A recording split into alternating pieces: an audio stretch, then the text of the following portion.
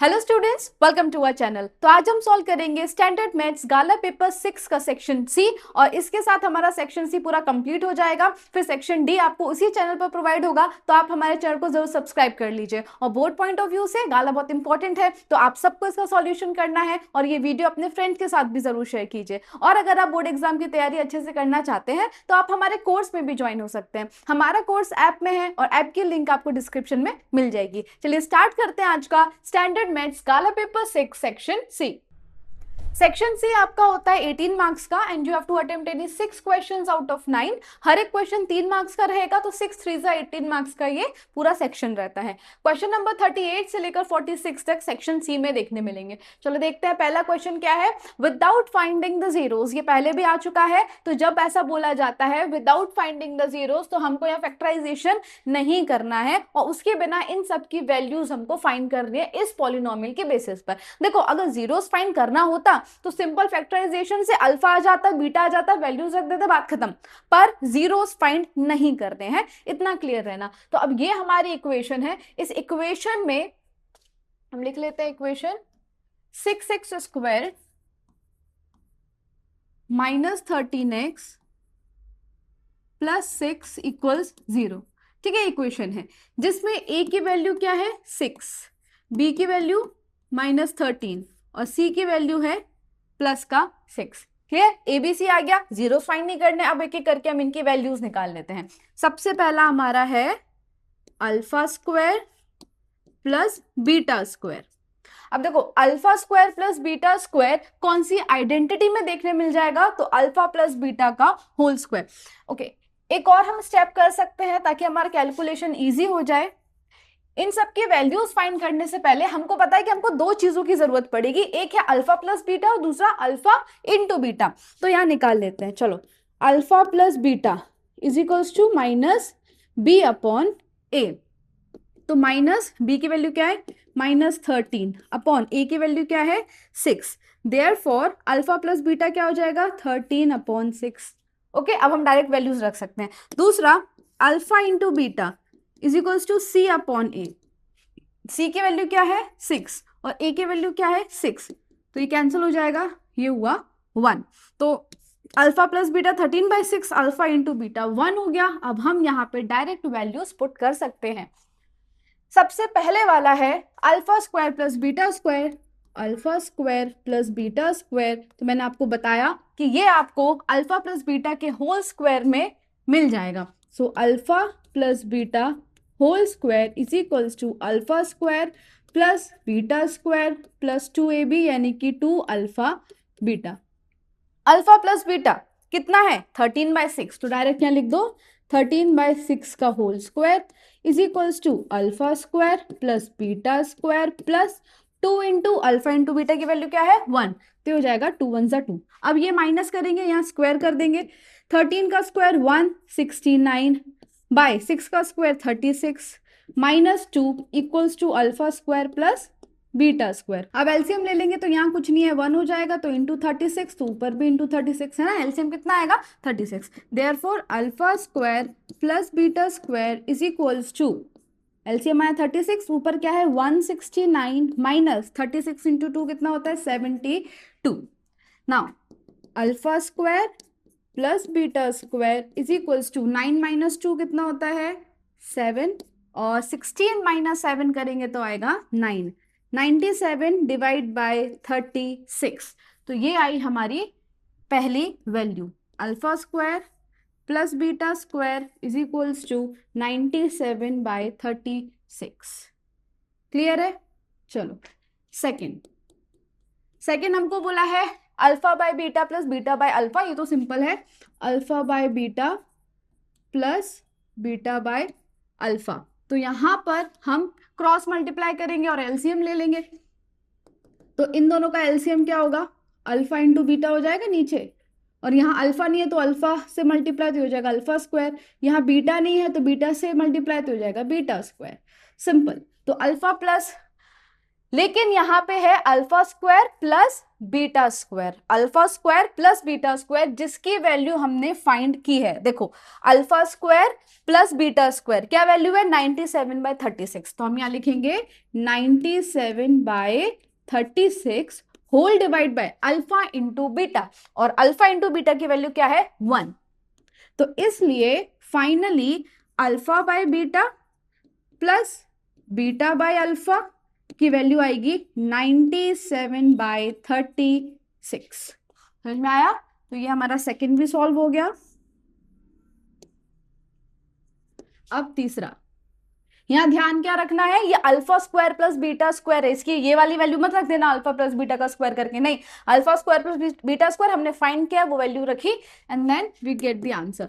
Now third वाला क्या है हमारा 1/अल्फा प्लस 1/बीटा, ठीक है, तो अब ये हो जाएगा, यहां पे भी हम एलसीएम लेंगे, तो ऊपर अल्फा प्लस बीटा हो जाएगा, alpha plus beta, beta plus alpha, कुछ भी लिखो एक ही है, और नीचे एलसीएम में अल्फा इंटू बीटा। अब अल्फा प्लस बीटा ये रहा 13/6, तो हमने लिखा 13/6 whole divide by alpha into beta कितना है 1, ठीक है, therefore 1/अल्फा प्लस 1/बीटा इज इक्वल्स टू 13/6। ये हो गया हमारा तीसरे का आंसर। क्लियर? समझ में आ गया? चलो आगे बढ़ते हैं। Form a quadratic polynomial whose zeros are alpha और बीटा, यहां पर जीरोस देके रखे हैं, यानी कि ये हो जाएगा अपना अल्फा और वो हो गया बीटा। लिख लेते हैं अल्फा इज इक्वल्स टू 5 + √3 और बीटा इज इक्वल्स टू 5 - √3, है। अब जो फॉर्मूला होता है उससे पता चलेगा कि हमको किस किस चीज की जरूरत है। तो polynomial is equals to k in bracket x² minus alpha plus beta x plus alpha into beta where k is not equals to 0। तो हमको यहाँ पर अल्फा प्लस बीटा चाहिए और अल्फा इंटू बीटा चाहिए, जिसकी वैल्यूज हम पहले ही ढूंढ लेते हैं। सो alpha plus beta, alpha plus beta 1 + √3 plus 5 + √3 plus 5 - √3, तो प्लस √3 माइनस √3 कैंसिल हो जाएंगे, तो अल्फा प्लस बीटा कितना आया 5 + 5 10, डन, ये यूज करना है। दूसरा अल्फा इंटू बीटा, तो 5 + √3 मल्टीप्लाई बाय 5 - √3। तो अब यहां पे आप सोचो आइडेंटिटी लग रही है, कौन सी, a + b a - b, a + b a - b क्या होता है a² - b² होता है, ठीक है। तो यहाँ पर 5a है तो a² - √3b है तो b², तो 25 - √3 इंटू √3 3, तो हो जाएगा 22। तो अल्फा इंटू बीटा कितना आया 22। अब डायरेक्ट ये वैल्यूज यहां रख देंगे, k is equals to in bracket x² minus alpha plus beta क्या है 10, तो -10x plus alpha into beta is 22 plus 22 where k is not equals to 0, और यही है हमारी required equation x² - 10x plus 22। Clear है? चलो नेक्स्ट। तो आगे बढ़ने से पहले मैं आपको एक इन्फॉर्मेशन देना चाहती हूँ कि अगर आप 10 GSEB में हैं और अपने बोर्ड एग्जाम की प्रिपरेशन अच्छे से करना चाहते हैं तो हमने आपके लिए कोर्स लॉन्च किया है जिसका नाम है वॉरियर बैच। इसमें हम आपको पढ़ाएंगे 2 सब्जेक्ट, मैथ्स और सोशल साइंस। इसमें आपको प्रोवाइड किया जाएगा लाइव लेक्चर्स, उसके साथ साथ रिकॉर्डेड लेक्चर्स भी, फिर previous year question paper solution, regular test conduct कराए जाएंगे और आप हमको ऐप में मैसेज करके अपने डाउट्स कभी भी क्लियर कर सकते हैं। इसके अलावा गाला पेपर सॉल्यूशन, दोनों ही सब्जेक्ट के गाला पेपर वीडियो सॉल्यूशन मिलेगा और आपको सॉल्यूशन की PDF भी मिल जाएगी। फिर previous year question paper from 2022 to 2025, इसका भी वीडियो सॉल्यूशन प्लस सॉल्यूशन की PDF भी आपको हमारे ऐप में मिल जाएगी। Chapter wise important question and objectives, दोनों ही सब्जेक्ट के IMP क्वेश्चंस चैप्टर वाइज और IMP ऑब्जेक्टिव्स मिलेंगे आपको। Then text book exercise solution social science, maths की जो टेक्स्ट बुक एक्सरसाइज है उसका तो आपको यूट्यूब पर मिल ही रहा है, लेकिन सोशल साइंस में भी जो टेक्स्ट बुक की एक्सरसाइज है उसका सॉल्यूशन भी आपको ऐप में मिल जाएगा। Chapters wise hand written note, social science में जो सारे चैप्टर्स हैं उन सबके हैंड रिटन नोट्स की पीडीएफ आपको मिल जाएगी। Introduction plus exercise solution PDF, maths में आपको जितने भी चैप्टर्स हैं उनका इंट्रोडक्शन और सारे एक्सरसाइज की सॉल्यूशन की पीडीएफ, ये सारी चीजें हम हमारे ऐप में प्रोवाइड करेंगे आपको। हमारे ऐप का नाम है यूजीटी, जो प्ले स्टोर पर अवेलेबल है, और अगर आप ऐप स्टोर से डाउनलोड करना चाहते हैं तो इसका नाम है माई इंस्टीट्यूट। तो आज ही हमारे ऐप को डाउनलोड कीजिए और कोर्स परचेज कीजिए। All the best. Question number 40 है एपी से। The 10th term of an AP is, मैंने आपको सिखाया है कि जब एपी का क्वेश्चन आए आप पढ़ते जाओ और नोट डाउन करते जाओ। 10th टर्म यानी कि A10 कितना है 52, एंड इट 17th टर्म यानी कि A17 कितना है 20 मोर देन 20 प्लस, किससे 20 more than it's 13th term.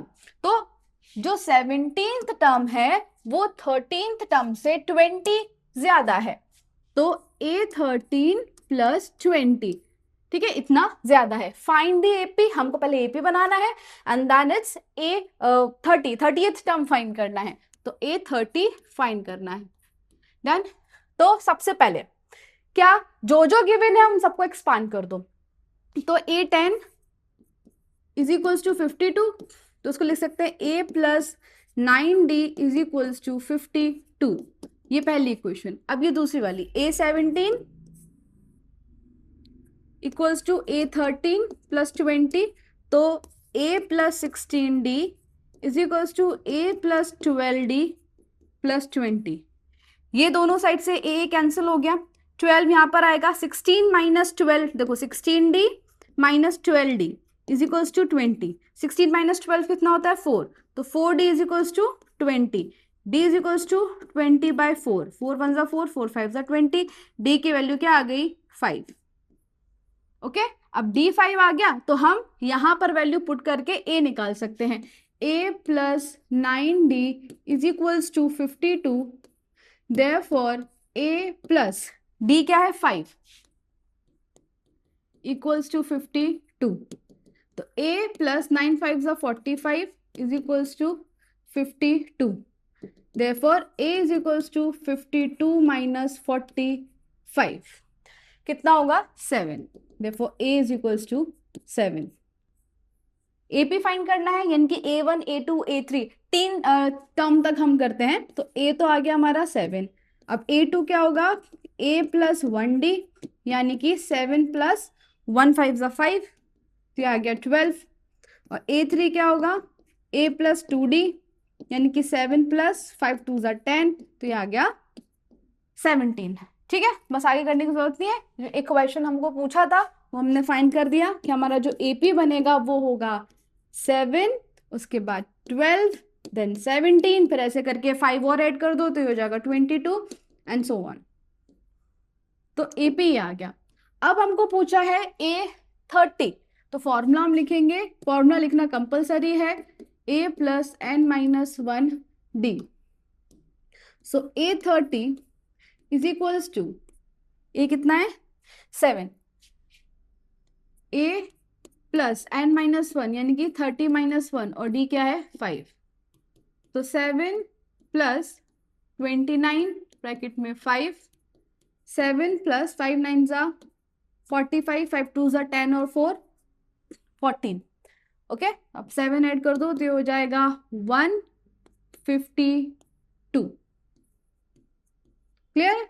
तो इस AP का जो 30th टर्म है वो आ गया 152। क्लियर है? चलो नेक्स्ट क्वेश्चन 41 अगेन AP का है। अब ये सम वाला है। A sum of ₹700 is to be used to given 7 cash prizes, यानी कि देखो 700 रुपए है और उन 700 रुपए में 7 कैश प्राइजेस देके देना है हमको, तो n हमारा क्या हो जाएगा 7। अब 7 कैश प्राइस जो देंगे उन सबका टोटल 700 है, तो ये होगा S7। लिख लो पहले तो S7 700, तो n क्या हो जाएगा 7।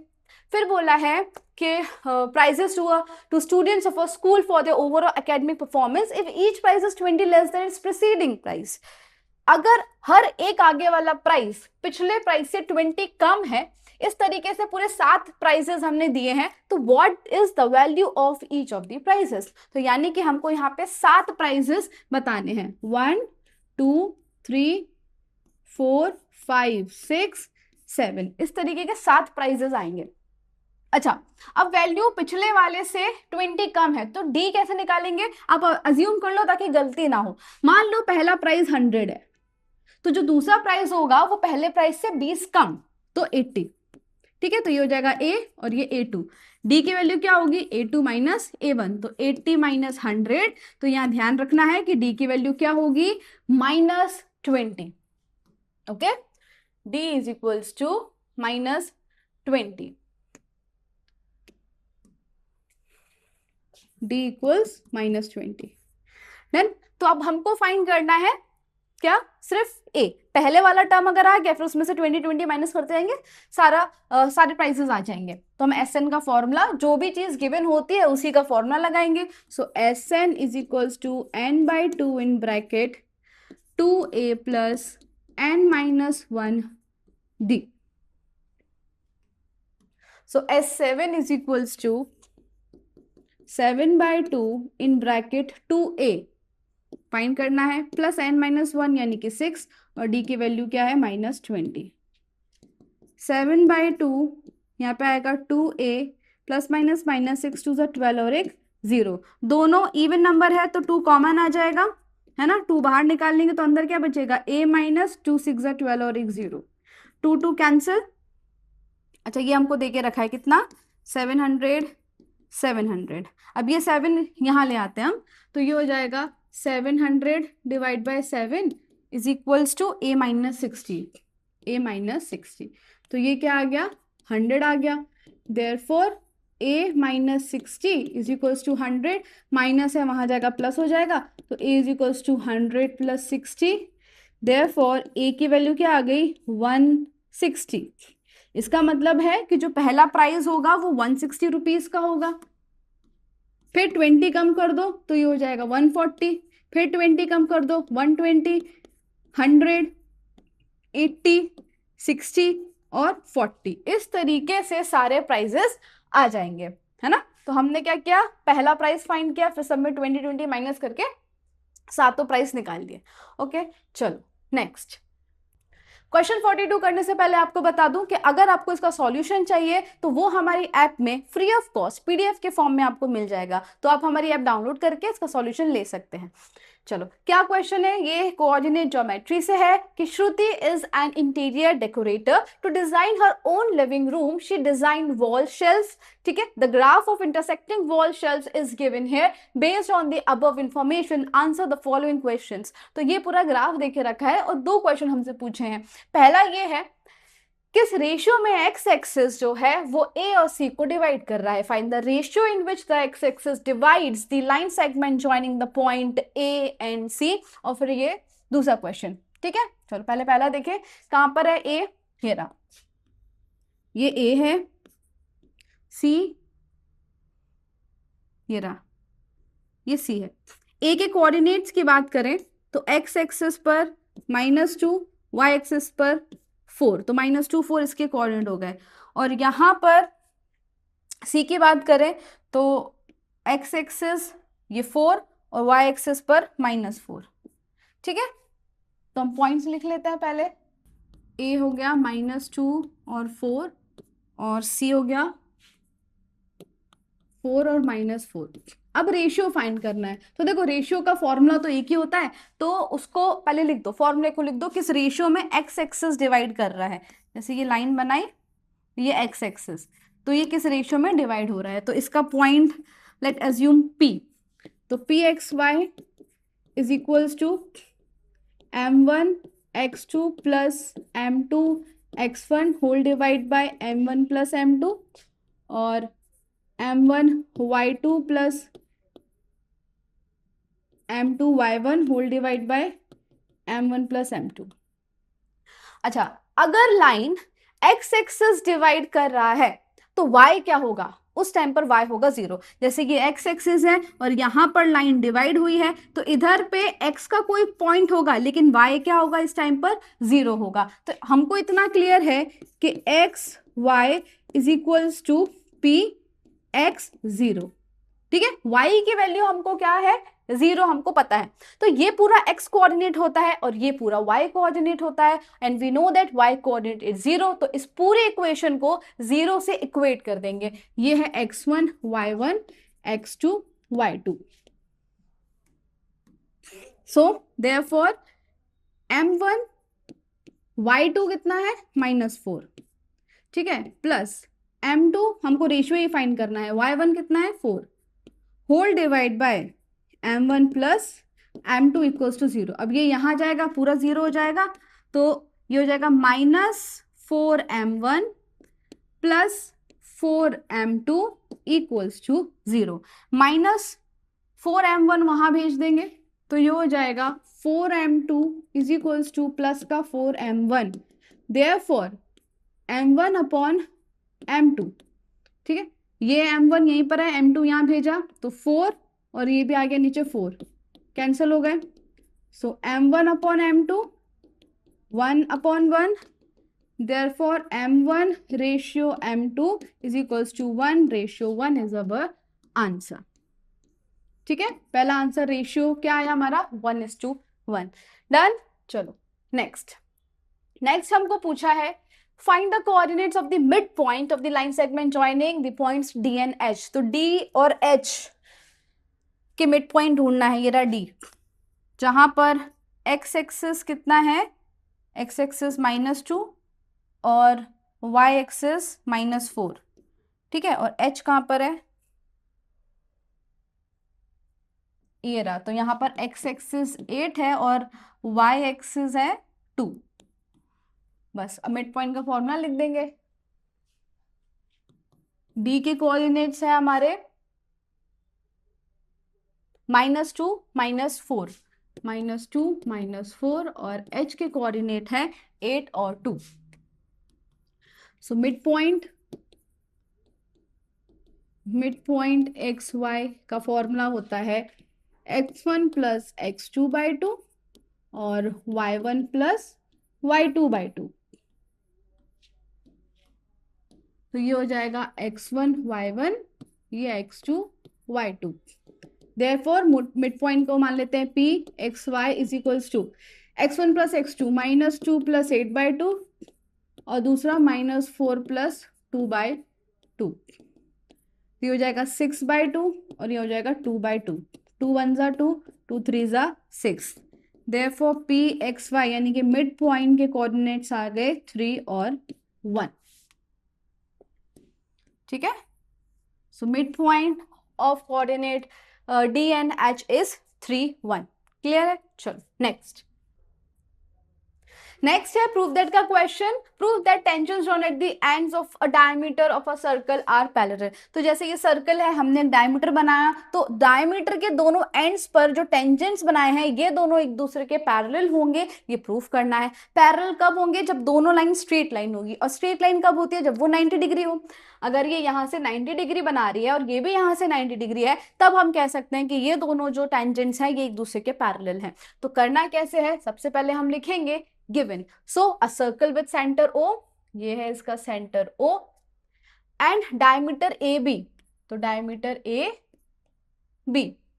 Late PQ be the tangent at point A, तो ये जो टेंजेंट है इसका नाम हम दे देते हैं PQ, और RS B the tangent at point B, तो B पर जो टेंजेंट है वो हो जाएगा RS।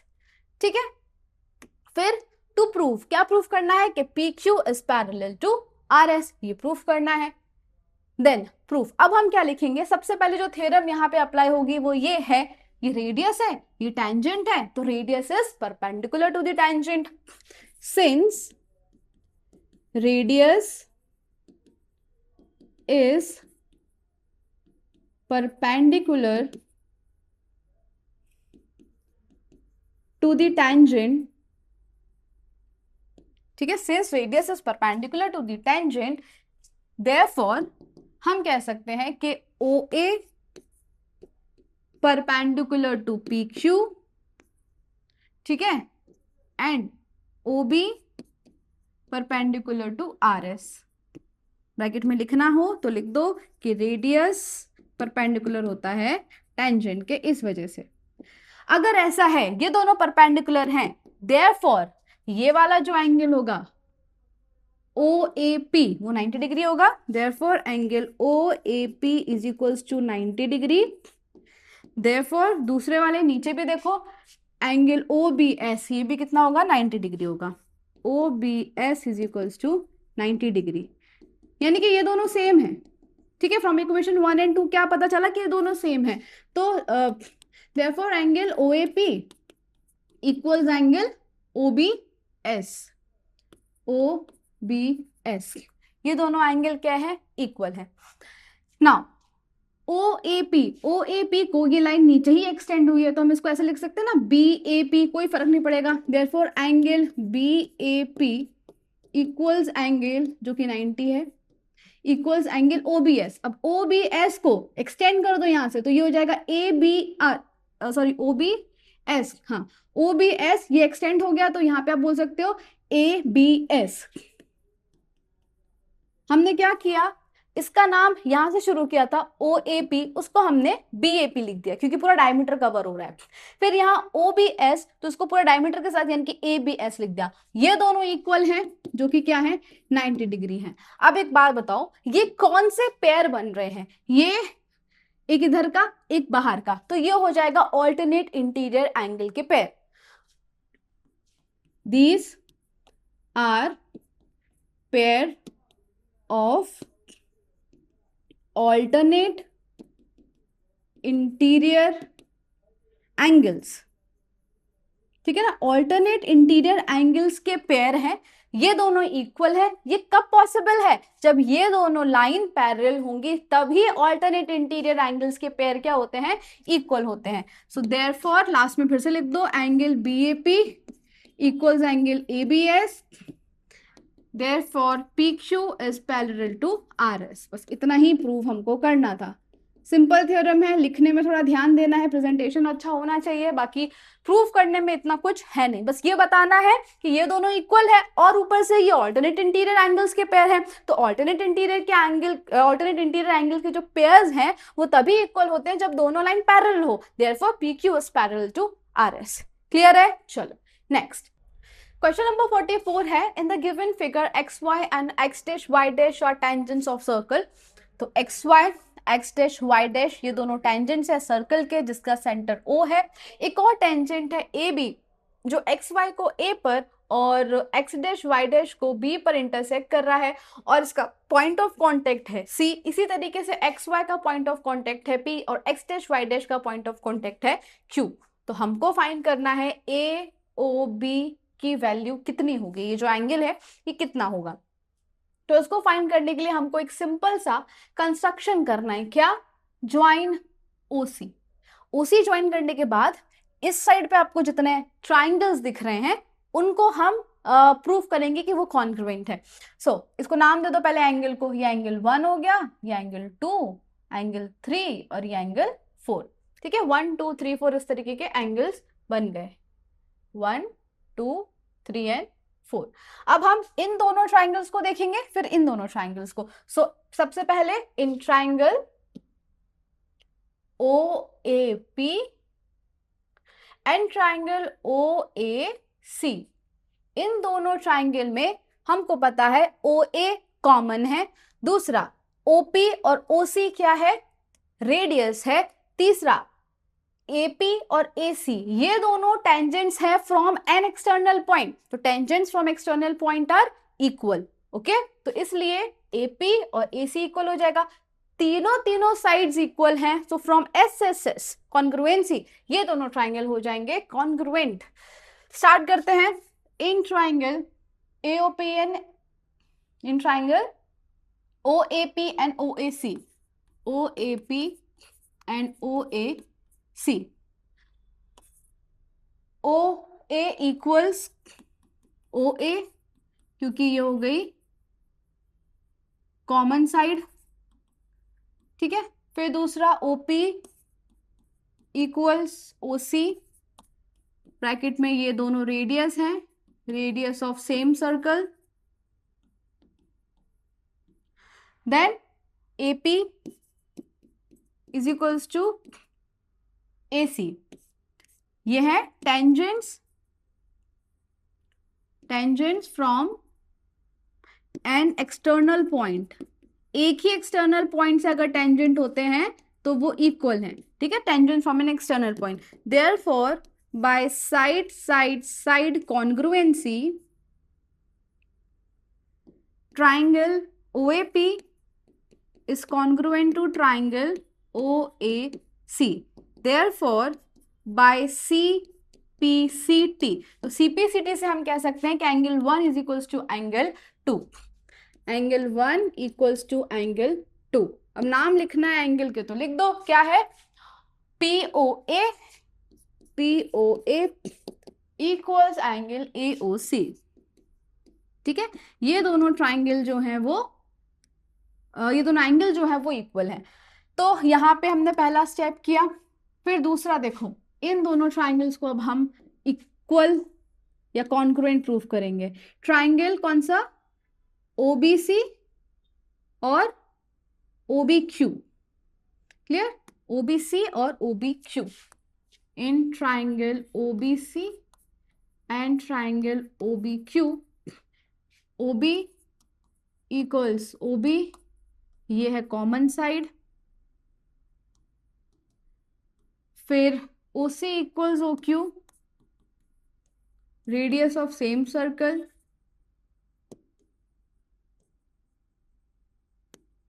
Radius of same circle. और ये जो है ना BQ BC, ये टेंजेंट्स है from external point. So BQ equals BC, tangents from an external point. Tangent from an external point. Done. Therefore, by SSS congruency, triangle OBC is congruent to triangle OBQ. Therefore, by CPCT से क्या कह सकते हैं कि angle 3 and 4 equal है। Angle 3 is equals to angle 4, यानी कि angle 3 है OCB equals angle BOQ। Clear, तो ये हो गई हमारी दूसरी equation.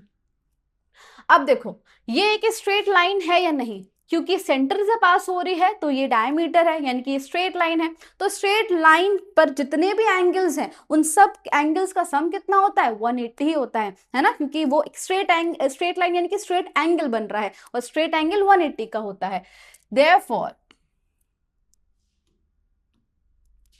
PQ is a straight line, है ना। तो स्ट्रेट एंगल 180 डिग्री का होता है। तो यहाँ पे हम लिखेंगे therefore angle 1 plus angle 2 plus angle 3 plus angle 4 is equals to 180। अब 1 2 एक ही है तो एंगल 1 की जगह एंगल 2, 3 4 एक ही है तो एंगल 4 की जगह एंगल 3 लिख दो, क्योंकि हमको 2 और 3 का ही काम है, उसी से हमको बनेगा AOB सॉरी, है ना, 2 और 3 का। तो दोनों को हमने क्या, 1 को 2 लिख दिया और 4 को 3 लिख दिया, इक्वल्स टू 180। ये हो जाएगा 2 angle 2 plus 2 angle 3 equals 180। 2 common निकाल दो तो ब्रैकेट में बचेगा angle 2 plus angle 3 is equals to 180 is equals to 2 को वहां ले जाओ, डिवाइड हो जाएगा। अब बताओ angle 2 plus angle 3, angle 2 plus angle 3, इन दोनों को मिलाएंगे तो कौन सा एंगल बनेगा, ये बड़ा वाला एंगल AOB। तो अब हम यहाँ पे लिख सकते हैं angle AOB is equals to 180 divide by 2, 2 1 जा 2, 2 9 जा 18 और 0। Therefore angle AOB is equals to 90 degree.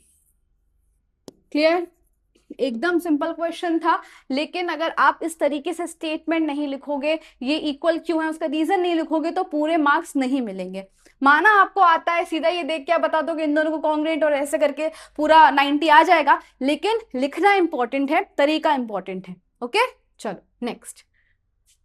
तो आगे बढ़ने से पहले मैं आपको एक इन्फॉर्मेशन देना चाहती हूँ कि अगर आप 10 GSEB में हैं और अपने बोर्ड एग्जाम की प्रिपरेशन अच्छे से करना चाहते हैं तो हमने आपके लिए कोर्स लॉन्च किया है जिसका नाम है वॉरियर बैच। इसमें हम आपको पढ़ाएंगे 2 सब्जेक्ट, मैथ्स और सोशल साइंस। इसमें आपको प्रोवाइड किया जाएगा लाइव लेक्चर्स, उसके साथ साथ रिकॉर्डेड लेक्चर्स भी, फिर previous year question paper solution, regular test conduct कराए जाएंगे और आप हमको ऐप में मैसेज करके अपने डाउट्स कभी भी क्लियर कर सकते हैं। इसके अलावा गाला पेपर सॉल्यूशन, दोनों ही सब्जेक्ट के गाला पेपर वीडियो सॉल्यूशन मिलेगा और आपको सॉल्यूशन की PDF भी मिल जाएगी।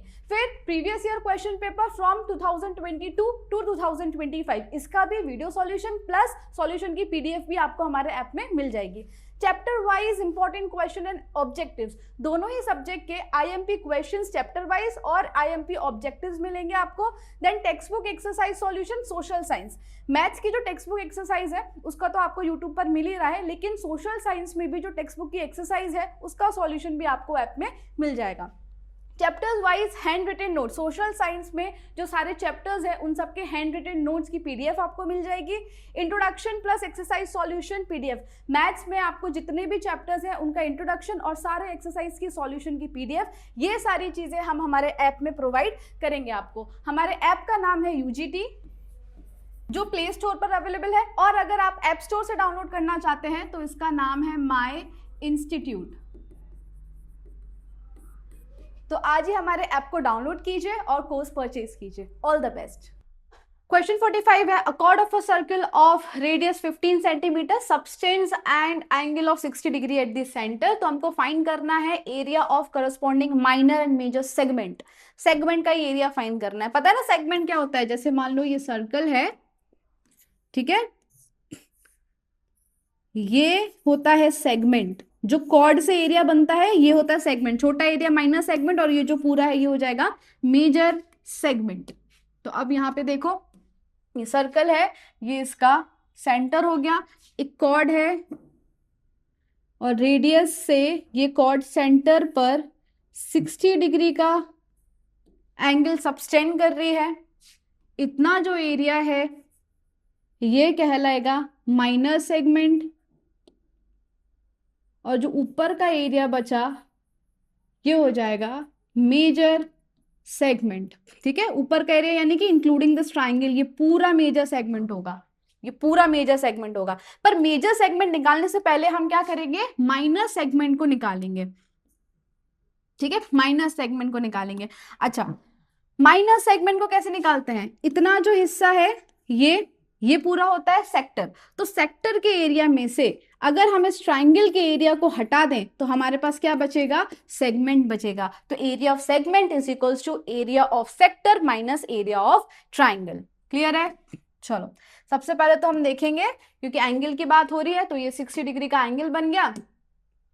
तो area of segment is equals to area of minor segment की बात हो रही है यहाँ पे। ठीक है, area of minor segment is equals to area of minor sector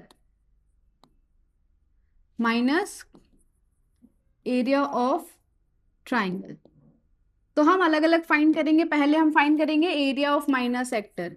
area of minor sector क्या होता है? Theta by 360 into pi r square. Theta by 360 into pi r square. So theta कितना है? गिवन है हमको 60 बाय 360 इंटू पाई की value 3.14 use करनी है, आर स्क्वायर 15 इंटू 15, 15 ये रेडियस हो गया। डेसिमल हटाएंगे तो नीचे हो जाएगा 100। ठीक है, अब जितना हो सकता है उतना हम काट देंगे। 0 0 कैंसिल, 6 6 36, फिर 3 2 6, 3 5 15, 5 1 5, 5 2 10 और 0, 5 3 15, 5 4 20, 2 1 2, 2 1 2, 2 5 10, 2 7 14। तो 157 इंटू 3 डिवाइड बाय 4, 3 7 21, 3 5 15 और 1 16, 3 1 3 और 1 4, 461 डिवाइड बाय 4। ठीक है, 3 7 21, 3 5 15, 16 17 होगा, और 3 1 3 प्लस 1 4, तो 471 डिवाइड बाय 4 सेंटीमीटर स्क्वायर। अभी इतना रखते हैं, आगे इसको कैलकुलेट नहीं करेंगे क्योंकि हमको सबट्रैक्ट करना है। तो ये आ गया हमारा एरिया ऑफ माइनर सेक्टर। अब एरिया ऑफ ट्राइंगल निकालेंगे। देखो एरिया ऑफ ट्राइंगल, ये कौन सा ट्राइंगल है?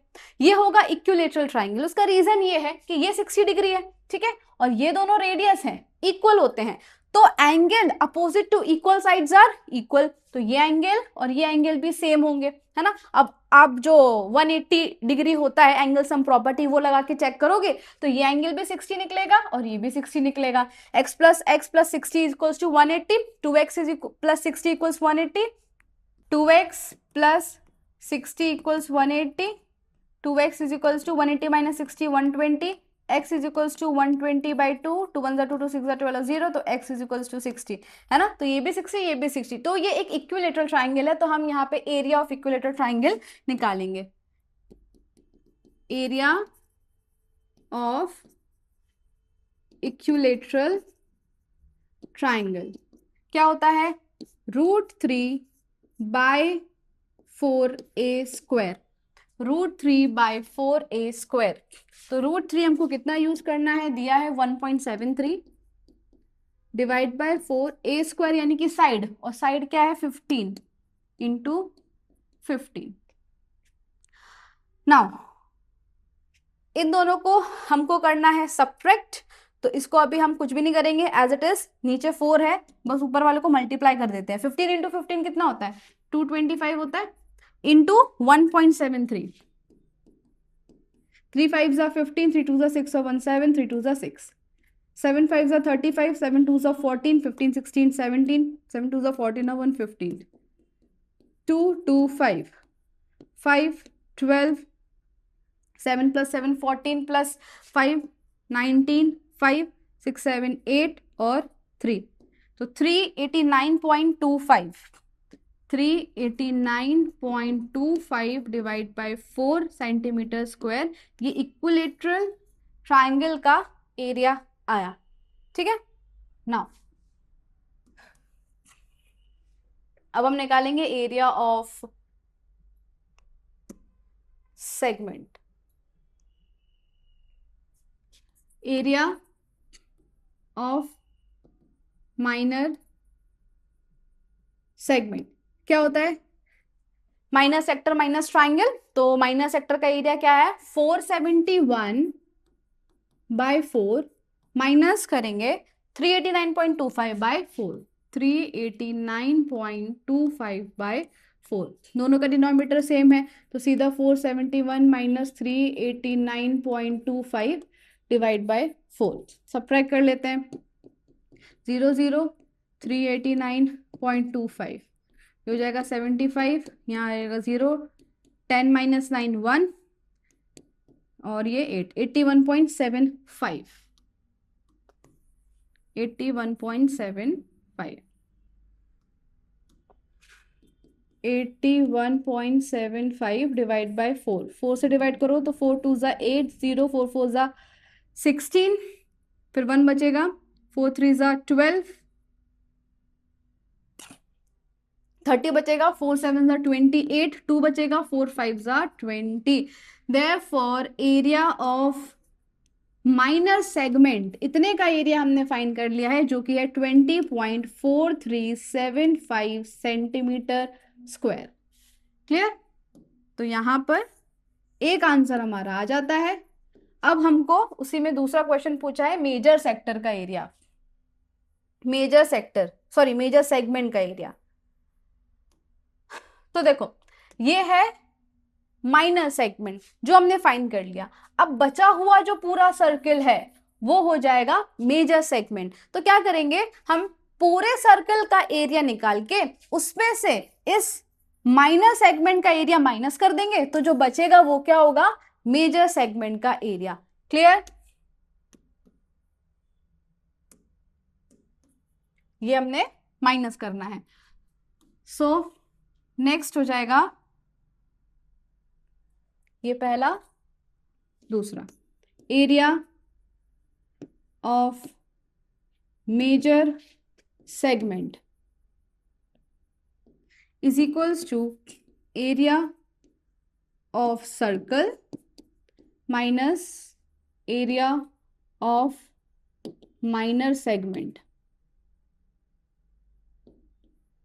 अब एरिया ऑफ सर्कल यहां ढूंढ लेते हैं, क्या होता है area of circle, pi r square, pi 3.14 into 15 into 15। यहाँ पे 100 डेसिमल हटा देंगे तो 5 3 ज़ा 15, 5 2 ज़ा 10 और 0, 5 3 ज़ा 15, 5 4 ज़ा 20। फिर 2 से करो तो 2 1 ज़ा 2, 2 5 ज़ा 10, 2 7 ज़ा 14 और 2 2 ज़ा 4, तो 3 3 ज़ा 9, 157 इंटू 9 63, देन 9 5 ज़ा 45, ये हो जाएगा 51, 9 1 ज़ा 9 और 5 14, तो 1413/2, तो 2 7 ज़ा 14, 0 उतारा, फिर 13 हो गया, 2 6 ज़ा 12, 1 बचा 0.0 और 2 5 ज़ा 10, तो 706.5, 706.5 सेंटीमीटर स्क्वायर। तो 706.5 minus area of minor segment कितना है 20.4375, इसको सब्ट्रैक्ट कर लेते हैं। 706.5, 2 0 लगा देंगे, फिर ये हो जाएगा 20.4375, 4 10 9 10 9 10 5 2 6 0.6, 10 minus 2 8 और 686.0625, ठीक है 686.0625। तो हमारा फाइनल आंसर आ गया 686.0625 सेंटीमीटर स्क्वायर। क्लियर है? समझ गए? माइनर और मेजर सेगमेंट ही फाइंड करना था, तो माइनर सेगमेंट फाइंड किया, उसके बाद पूरे सर्किल के एरिया में से माइनर सेगमेंट हटा दिया, तो जो बचा वो होगा हमारा मेजर सेगमेंट। यहाँ पर कैलकुलेशन में ही ध्यान देना है, बाकी फॉर्मूलाज तो आपको याद है। ट्राइंगल यहाँ पे कौन से 2 ही ट्राइंगल हुआ करते हैं इधर पे, या तो इक्विलेटरल ट्राइंगल होगा या तो 90 डिग्री वाला, जिसमें आप half into base into height वाला फॉर्मूला यूज करेंगे। ओके, चलो नेक्स्ट क्वेश्चन है 46 प्रोबेबिलिटी से, बहुत ही इजी चैप्टर है, वेटेज भी अच्छा है, और ये लास्ट क्वेश्चन है सेक्शन का। 2 unbiased dice are thrown once, what is the probability that the sum of numbers on 2 dice are? तो जो डाइस होता है उसके 6 फेसेस होते हैं, और जो 6 फेसेस है और उनको 2 बार उछाला गया है, यानी कि 2 डाइस से यहाँ पे गेम खेल रहे हैं, तो उसका स्क्वायर कर दो, तो 6 6 36 आउटकम्स हो जाएंगे इसके। 36 आउटकम्स सारे के सारे हमको यहाँ लिखने हैं, क्योंकि उसका वेटेज होता है ना, उसके मार्क्स हमको मिलते हैं, तो सारे हमने पॉसिबल आउटकम इस तरीके से लिख दिए, 1 1 1 2 1 3 सबको लिखना आता है, बिना इसके आप सम सॉल्व भी नहीं कर सकते। ये लिखने के बाद अब हम देखेंगे कि क्या पूछा है हमसे। इन दोनों नंबर, यानी कि 2 डाइस पर जो नंबर अपीयर हो रहे हैं इस तरीके से, उसका सम होना चाहिए स्मॉलर देन 5। ध्यान रखना, स्मॉलर देन 5 बोला है तो यहां पर 5 नहीं आएगा, 5 से जो छोटे हैं वही। सो 1 + 1 2, 1 + 2 3, 1 + 3 4, 1 + 4 5 नहीं लेना है। नेक्स्ट आ जाओ, 2 + 1 3, 2 + 2 4, 2 + 3 5 नहीं लेना है। फिर 3 + 1 4, 3 + 2 5 नहीं लेना है। 4 + 1 5। अब जितने भी नंबर्स बचे उनका सम या तो 5 है या तो 5 से ज्यादा है, तो टोटल लेस देन 5 कितने मिले हमको, 1 2 3 4 5 6। तो पहले की प्रोबेबिलिटी हो जाएगी, पहला हमको गिवन क्या था, सम लेस देन 5 होना चाहिए। तो first sum less than 5, therefore इसकी प्रोबेबिलिटी हो गई 6/36, 6 1 ज़ा 6, 6 6 ज़ा 36, आंसर इज 1/6। डन। चलो सेकंड पूछा है अ प्राइम नंबर, यानी कि जो भी सम वहां पर अपीयर हो वो एक प्राइम नंबर हो। तो देखते हैं, टोटल तो पता ही है 36 है, प्राइम नंबर कितने हैं वो चेक करते हैं। 1 + 1 2 and it is the only even prime number. 1 + 2 3 4 5 6 7, 3 4 5 6 7 8 नहीं होता, 4 5 6 7 8 9 नहीं होता, 5 6 7 8 9 10, फिर 6 7 8 9 10 11, 7 8 9 10 11 12 नहीं होता। तो काउंट कर लो, 1 2 3 4 5 6 7 8 9 10 11 12 13 14 और 15। तो टोटल 15 हमको प्राइम नंबर्स मिले टोटल करने पर। कैंसिल कर दो, ये हो जाएगा 3 5 ज़ा 15, 3 1 ज़ा 3, 3 2 ज़ा 6। तो आंसर इज 5/12। क्लियर? आंसर कितना है? 5/12। और इस पे तीसरा क्वेश्चन पूछा है कि जो सम है, यानी जब आप इसका टोटल करोगे दोनों का, तो उनका सम या तो 3 का मल्टीपल होना चाहिए या तो 4 का मल्टीपल होना चाहिए। ठीक है, तो हम एक काम करेंगे, पहले सम लिख लेते हैं, फिर तुरंत पता चल जाएगा कौन सा मल्टीपल है और कौन नहीं। तो इसका सम होगा 2 3 4 5 6 7, 3 4 5 6 7 8, 4 5 6 7 8 9, 5 6 7 8 9 10, 6 7 8 9 10 11, and then 7 8 9 10 11 12। अब हम चेक कर लेते हैं इनमें से कौन कौन से 3 या फिर किसके 4 के मल्टीपल हैं। ये 3 का मल्टीपल है, ये 4 का, 6 3 का मल्टीपल है, 3 4, ये 3 का मल्टीपल, ये 4 का, ये 3 का, 4 3 4 3 4 3, देन ये भी 3 का मल्टीपल है, ये 4 का मल्टीपल है, ये 3 का हो गया, ये 4 का हो गया, ये 3 का, और ये 3 और 4 दोनों का। कर लो काउंट, 1 2 3 4 5 6 7 8 9 10 11 12 13 14 15 16 17 18 19 20। तो टोटल 20 हमको मिले जो कि 3 और 4 दोनों के मल्टीपल है। तो तीसरा हमको बोला था मल्टीपल ऑफ 3 और 4, therefore PC is equals to 20/36, 4 5s are 20, 4 9s are 36, answer is 5/9। ठीक है, इसकी प्रोबेबिलिटी क्या आ गई? 5/9। तो इसी के साथ हमारा गाला पेपर 6 का सेक्शन सी खत्म होता है। आई होप आपको समझ में आया होगा। कोई भी डाउट है आप कमेंट सेक्शन में पूछ सकते हैं, और वीडियो पसंद आया हो do like share and subscribe our channel. Thank you.